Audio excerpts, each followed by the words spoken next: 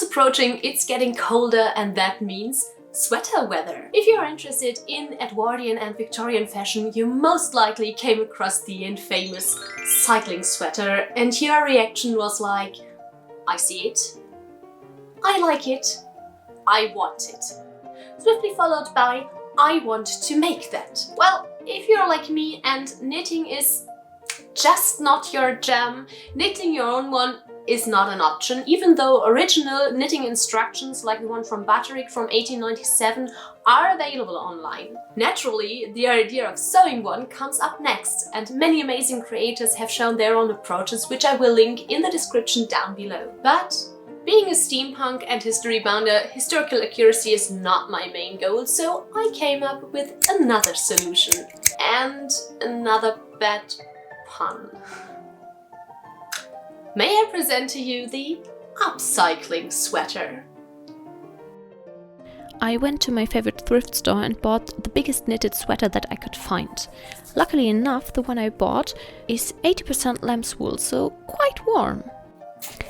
I went ahead and ripped out the sleeve seams.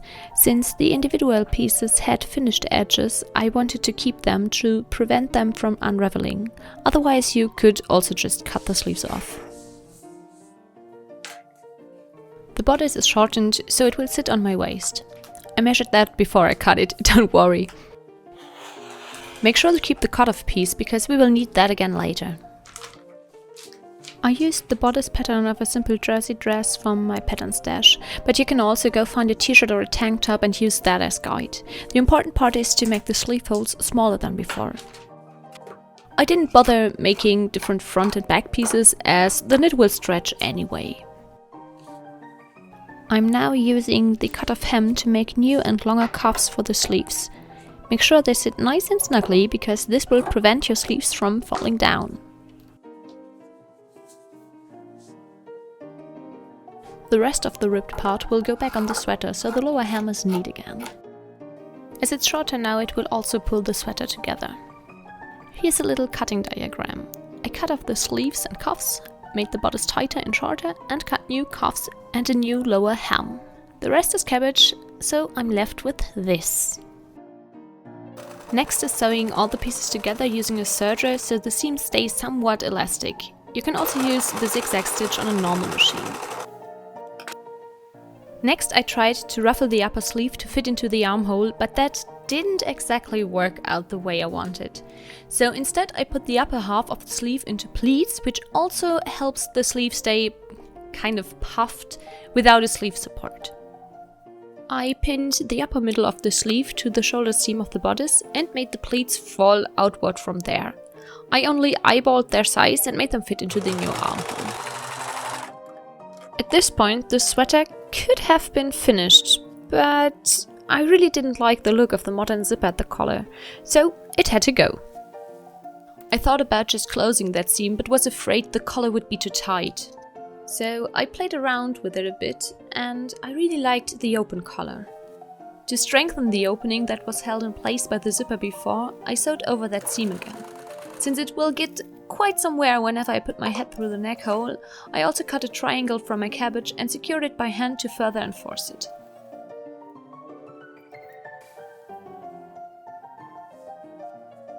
Now I needed a new closure to keep the collar nice and snugly and thus warm around my neck.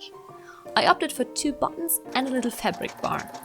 To make the machine-sewn buttonholes on knit fabric nicer, I used tearaway fabric stabilizer, usually meant for machine embroidery. And with that, the sweater was finally finished.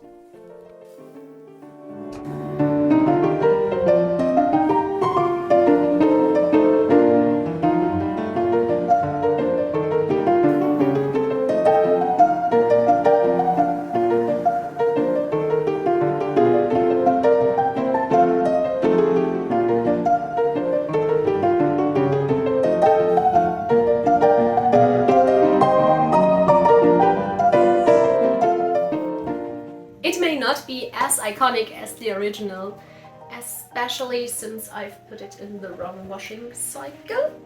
Oops. The sleeves are not as huge, but I still really like the results, and being sustainable. The most difficult part actually was to find a good sweater to start with. If you want to make your own upcycling sweater, you need to find one with big enough sleeves, and they cannot be raglan cut. Also, a lot of modern jumpers are made from synthetic fibers, which I personally find that they may survive the washing better. Another option might be to find two identical or matching sweaters to get enough fabric in the end. Either way, may the thrift luck be with you. I hope you enjoyed this little video. If you use it as inspiration to make your own upcycling sweater, please share your results with me, either down in the comments below or on Instagram, on Facebook, on TikTok. I'm Ruffles and Steam on all the platforms, so feel free to follow me there and tag me in your creations. Happy upcycling!